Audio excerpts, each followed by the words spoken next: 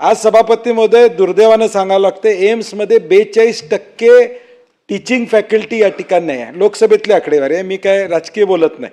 लोकसभेच्या प्रश्नात उत्तर आहे की 39 ते 42% स्टाफ तिथं भरले गेलेले नाही सगळ्या एम्समध्ये. एम्सचा अनुभव ठीक आहे, एक नाव म्हणून आपल्याला एम्सची गरज आहे, परंतु माझी वैद्यकीय मंत्र्यांना विनंती आहे की तुमचीच लेवल एवढी आणा की तुमच्या गव्हर्नमेंट कॉलेजसारखं कॉलेज इतर देशात झालं पाहिजे. कारण की आपल्याला इतिहास आहे, ग्रँड कॉलेजला तर 100 वर्षाच्या वर आपल्याला झाले. नागपूर 1947चं आपलं नागपूरचं मेडिकल कॉलेज आहे. मग आम्ही एम्स काय करते, असं काय करते एम्स वेगळं जे आम्ही करू शकत नाही. तर माझी विनंती आहे तुम्हाला की एम्सच्या म्हणजे ह्या थोडा वेगळा विषय होईल, एम्सच्या पाठीमागे लागता राज्यानं स्वतःचं धोरण ठरवावं. एम्सच्या धर्तीवर आपले अपग्रेडेशन करता येतील, आपले कॉलेजेस गव्हर्नमेंटचे चांगले कसे करता येतील याच्याकडे आपण लक्ष द्यावं अशी माझी सूचना आहे.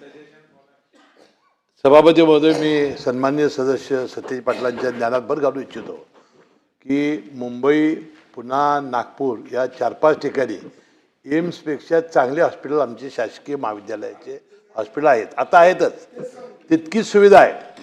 परंतु जे सन्माननीय सदस्य विक्रम गायचा प्रश्न आहे की एम्स आल्यामुळं केंद्राचा पैसा येईल एवढ्यापुरतं मर्यादित आहे.